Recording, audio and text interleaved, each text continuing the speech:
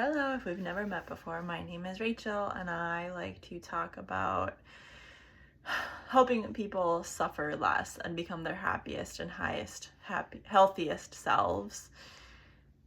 There are so many things I am going to discuss over the entirety of my career, and this one is another super important and empowering point. I have a local reader slash psychic slash mentor. I've taken classes with her. She's helped me a lot on my journey the last 5 years.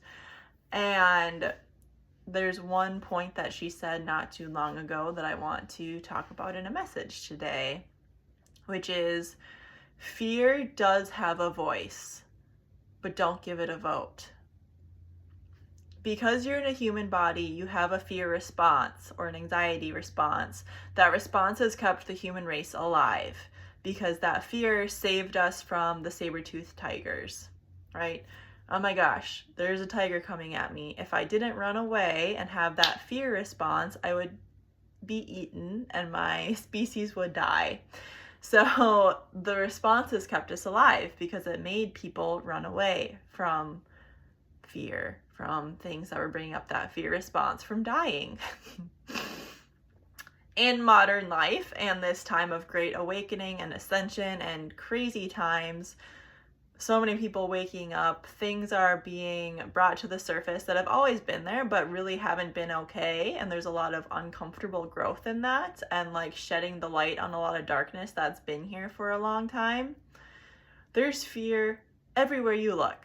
In culture, in society, in media, you have fear because you'll lose your job. You'll have fear because you'll always be alone. You'll have fear because you're inadequate physically. You have fear because you're gaining weight and whatever you try, it's not helping.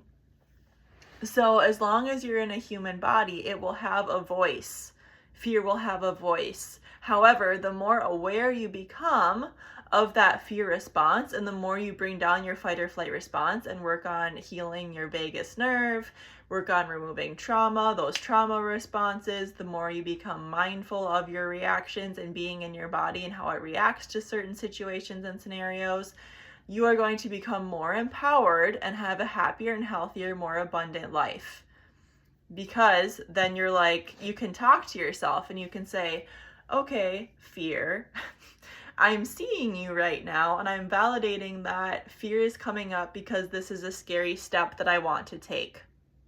Let's say a really common one is speaking in front of people, right? Or being seen, public speaking. So your fear says, don't do it. You're going to die if you do it. It's so scary. Don't even do it. Yet you can talk to yourself, and not in a scary way, but like okay, fear, I see you. I understand why this feels scary. It's out of our comfort zone. We might be judged. We might be seen in a different way than we haven't before. However, I am going to do this because it's going to help me grow as a person, or because these people need to hear this message, or because my job depends on it. Whatever the reason is, you can give the fear the voice,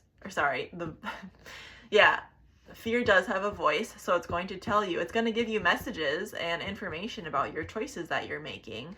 But if you give it the vote, right, leaning into fear would be, I'm not even going to do it, never mind, I cancel it, I'm too scared, I'm not going to do it because people are going to be okay not hearing the message, because I'd rather get fired, like, that would be the vote, right, saying, no, I'm just not going to do it. The action step in still doing the public speaking is the vote.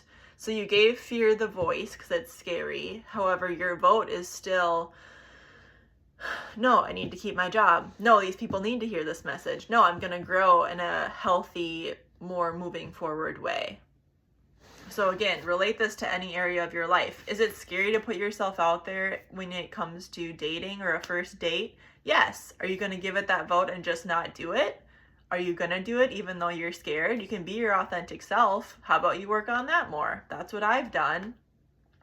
Is it scary to go into a workout class or a gym when you've never done it before, but you need to lose weight or you want to get moving to support your long-term goals of being healthy?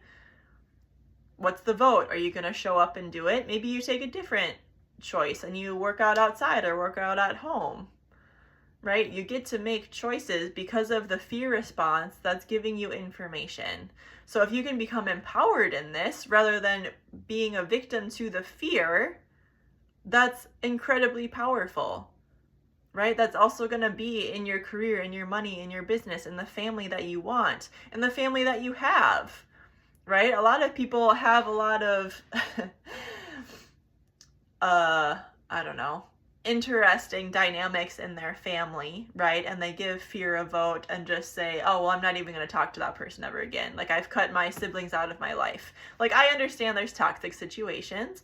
As someone that has had, like, I'm very close to my family and I wanted to create more happiness and joy and coherence in my family, I faced those things head on, and that was a choice. Fear had a voice and said, that's scary and it sucks, but I still chose to do it with my actions. For example, my mom is remarried and there was tension between him and me and my brother for a long time. And then my mom was in the middle and my mom was like, Rachel, you go make it better. And I'm like, why do I have to do it? You know, and for a long time I didn't do it because I was like, I'm not doing this. Like, it just wasn't something I valued, right? And then maybe over a year ago, I was like, fine, I'm ready to do it, you know? And this is an example of why we don't do that, because I was really anxious leading up to the conversation and I was sick for a couple days after. It worked out fine and we're all good now. My brother, not so much, but me, I made that situation better because I stood up and said, fine, I'll be the bigger person. I'll be the adult. I'll man up, whatever. I'll mature and do it. Put my big girl panties on if you want the female version. But that's why people don't do it, because that fear response was so real. Like I said, I was anxious leading up to it and I was sick for a couple days. So you can see why my body's fear response was trying to keep me safe. It was like, I don't want us to get sick. But in regards to, I want to grow as a person longer term and I want a different dynamic in this relationship as I become an adult, well, that's what I want more. It's that pain-pleasure paradox, right? We want to get away from pain so we can have more enjoyment in life, right? That longer-term satisfaction in what I wanted outweighed the, I'm going to feel kind of sick for a couple days and anxious. So I hope this helps. Please let me know if you have any experiences with this. Let me know if you need one-on-one support. I do offer readings, coaching, energy healing for overcoming suffering, for coaching to navigate life. I want people to have happier and healthier lives. So that is what I do. It is the most rewarding work in the world. It's so fun to do. I love connecting to people. I love connecting to families. I love being a problem solver. I love going into a situation and challenge and issues with all my tools in my toolkit and figuring out which tool I need to help people. So I hope you have a great rest of your day and I'll see you soon. Bye.